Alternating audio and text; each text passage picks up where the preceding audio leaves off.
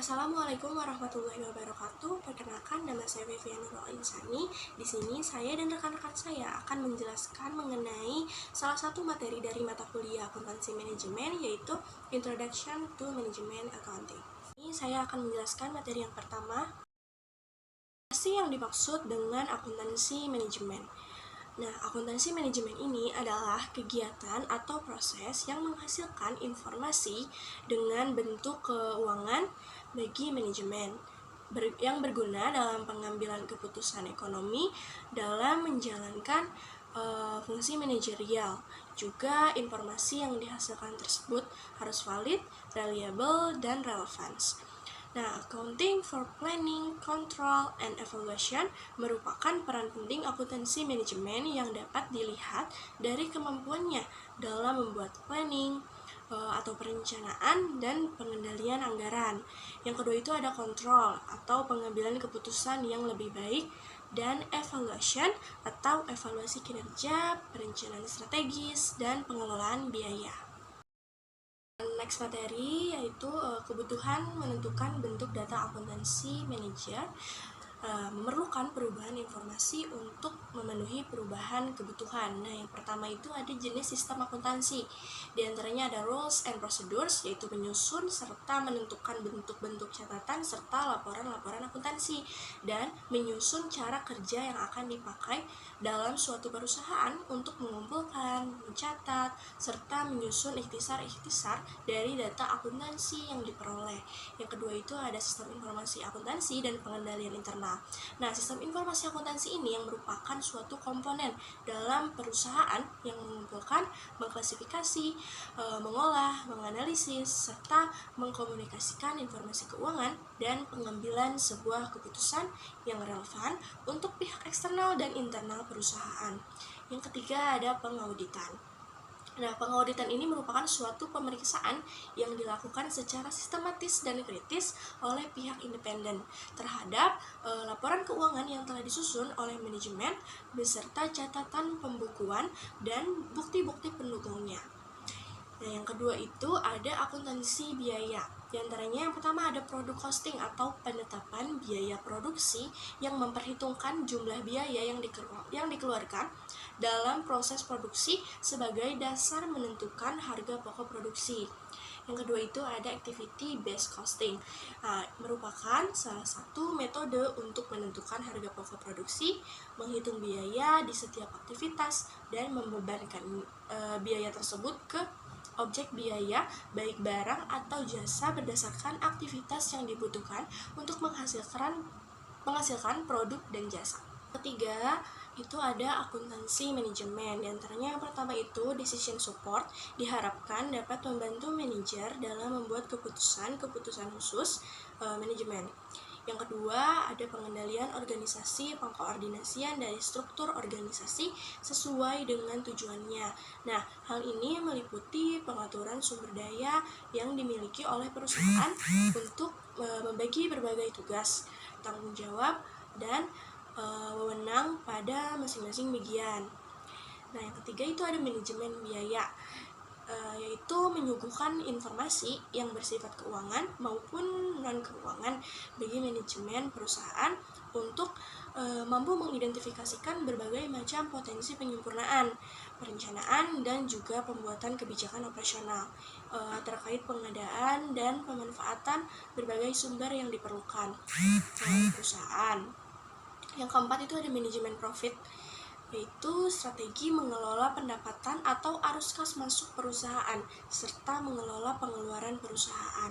Nah, upaya tersebut untuk memastikan usaha yang dikelola ini menghasilkan laba operasi yang bersih.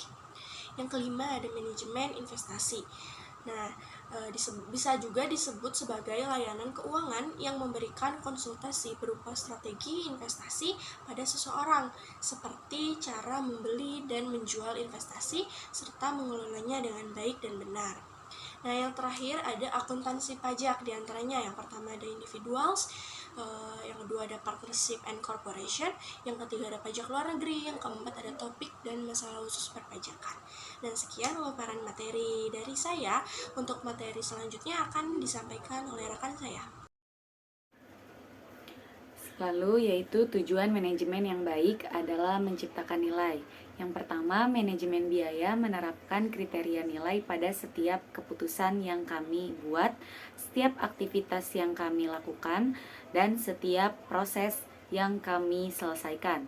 Lalu sistem akuntansi modern tidak hanya mengevaluasi penatagunaan yang baik, namun harus menyediakan informasi yang dibutuhkan manajemen. Selanjutnya, sistem akuntansi manajemen digunakan untuk meningkatkan pengambilan keputusan dan pengendalian manajemen. Selanjutnya, sistem akuntansi manajemen tidak perlu sempurna, tetapi cukup baik untuk meningkatkan nilai. Selanjutnya, fungsi manajemen. Yang pertama, perencanaan masa depan. Tanpa perencanaan, fungsi-fungsi lain, pengorganisasian, pengarahan, dan pengontrolan tak akan dapat berjalan. Rencana dapat berupa rencana informal atau rencana formal. Yang kedua, operasional. Strategi yang digunakan dalam penataan dan administrasi praktik bisnis untuk menciptakan efisiensi maksimal dalam suatu perusahaan. Tujuan akhir tentunya akan meningkatkan profitabilitas perusahaan. Selanjutnya, memantau dan mengendalikan masa kini. Pengendalian digunakan sebagai aktivitas memantau, membuktikan, dan memastikan semua kegiatan yang sudah melewati fungsi manajemen lain. Bagian pengendalian bisa berjalan sesuai target dan standar tujuan organisasi. Fungsi lain pengendalian yaitu memastikan rencana awal dan evaluasi untuk pemecahan masalah. Selanjutnya, mengevaluasi masa lalu, menilai, mengukur secara objektif hasil kegiatan organisasi. Idealnya ialah tidak memihak atau objektif, berani mengatakan atau memastikan jika ada penyimpangan apa yang telah direncanakan sebelumnya. Baik, selanjutnya di sini saya akan menjelaskan mengenai karakteristik akuntansi keuangan versus manajerial. Aturan akuntansi keuangan ditetapkan oleh pengguna yang menyetujui peraturan GAAP atau IFRS. Ini adalah data keras yang dapat diverifikasi secara objektif yang harus memenuhi kriteria audit agar dapat diterima. Oleh karena itu, ini dapat diandalkan. Aturan akuntansi manajerial ditetapkan dalam perusahaan untuk mencapai tujuan manajemen yang berkaitan dengan nilai tambah bagi perusahaan. Ini adalah data yang mungkin bersifat lunak atau perkiraan yang hanya akan meningkatkan nilai keputusan dibandingkan biaya informasi. Data akuntansi manajerial hanya boleh relevan untuk keputusan manajemen. Akuntansi manajerial berfokus pada pengambilan keputusan internal dan membantu manajer membuat keputusan strategis, sementara akuntansi keuangan berfokus pada pelaporan eksternal dan memberikan informasi keuangan kepada pemangku kepentingan. Akuntansi manajerial mencakup penganggaran dan peramalan, sedangkan akuntansi keuangan mencakup penyusunan laporan dan laporan keuangan. Selain itu, akuntansi manajerial juga digunakan oleh manajemen untuk mengendalikan biaya dan membuat keputusan bisnis. Sedangkan akuntansi keuangan digunakan untuk mematuhi standar peraturan akuntansi. Pembahasan selanjutnya yaitu mengenai tren manajemen baru untuk menciptakan nilai, yaitu dengan cara mendorong desain ulang sistem akuntansi manajemen.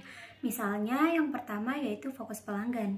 Ini berarti mengarahkan semua upaya manajemen pada pemahaman yang baik tentang kebutuhan dan keinginan pelanggan, sehingga produk dan layanan dapat disesuaikan secara optimal.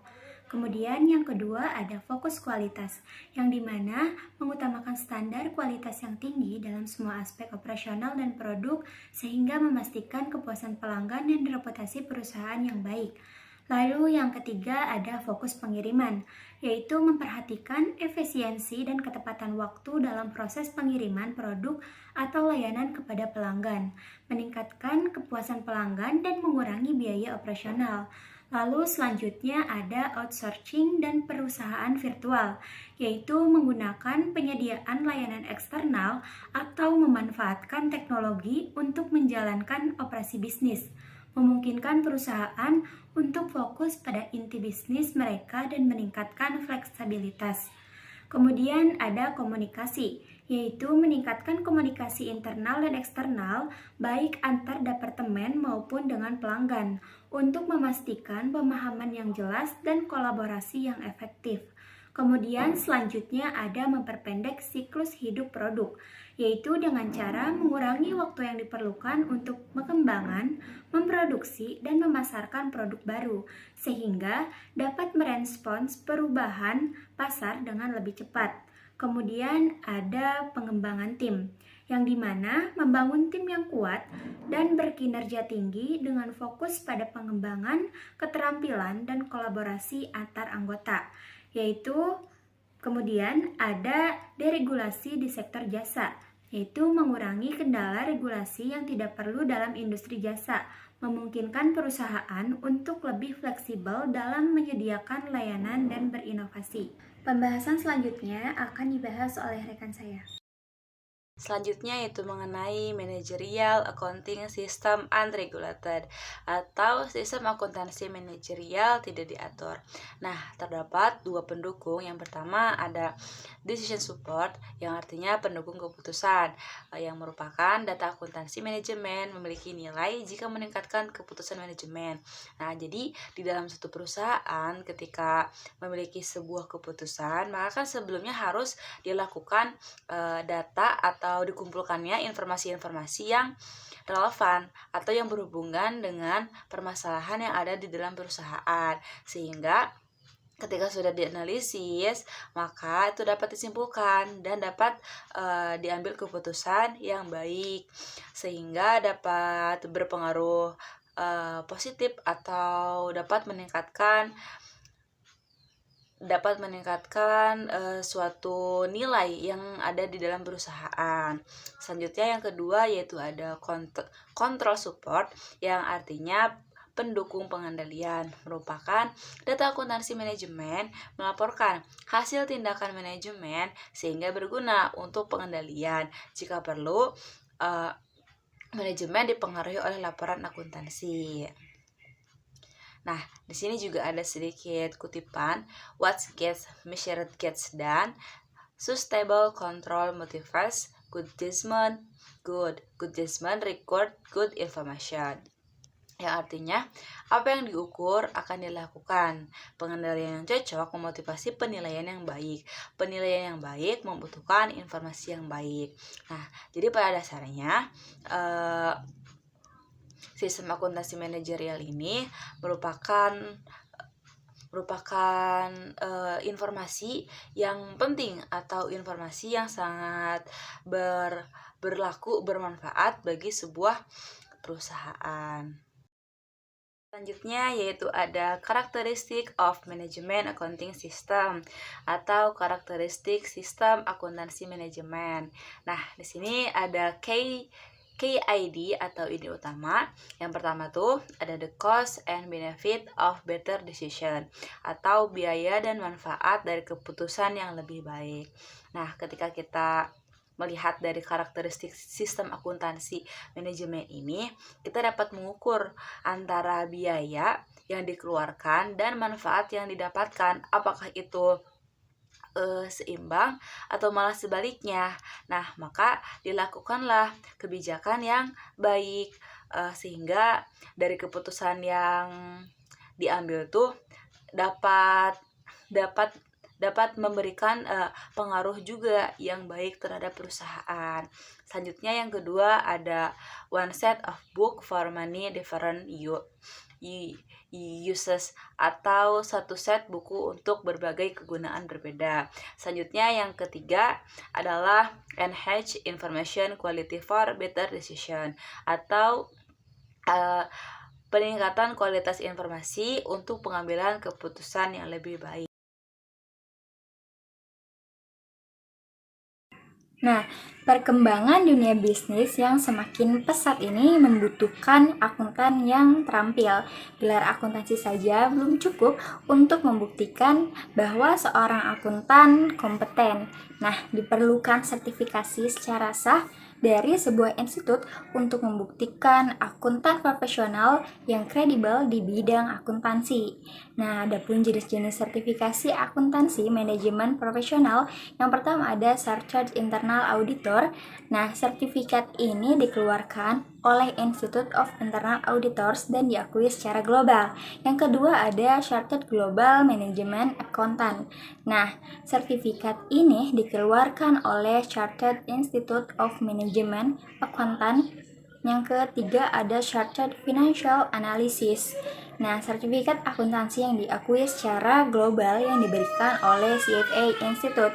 Yang keempat ada Certified Management Accountant atau CMA. Nah, CMA ini diterbitkan oleh Institute of Management Accountant Australia. Yang kelima ada Certified Public Accountant. Nah, CPA diatur dan dikeluarkan oleh Institut Akuntan Publik Indonesia atau IAPI.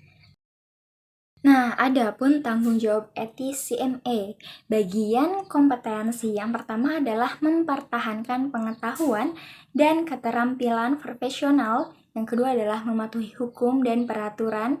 Yang ketiga adalah menganalisis semua data yang relevan dan memberikan informasi yang lengkap.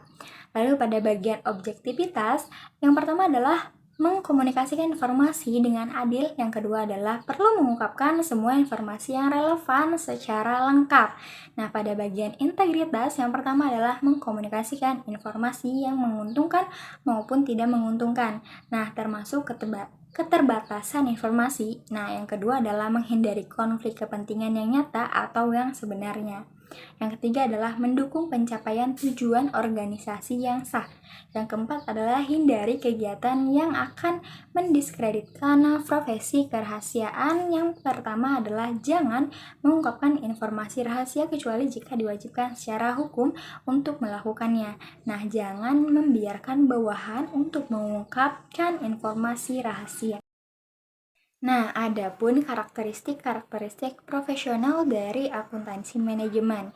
Ada yang paling penting, yang pertama adalah etos kerja, yang kedua keterampilan analis dan pemecahan masalah, keterampilan interpersonal, yang ketiga kemampuan spreadsheet, yang keempat mendengarkan, yang kelima menulis, yang keenam memahami bisnis, yang ketujuh memahami implikasi keuntungan dan keputusan manajemen, yang kedelapan memahami tentang proses bisnis. Nah, adapun yang paling tidak penting adalah yang pertama menafsirkan laporan keuangan, yang kedua mengukur dan melaporkan pendapatan dan biaya, yang ketiga adalah aktual penangguhan dan menyesuaikan entry jurnal. Baik, sekian materi mengenai Introduction Management Accounting dari kelompok 5. Wassalamualaikum warahmatullahi wabarakatuh.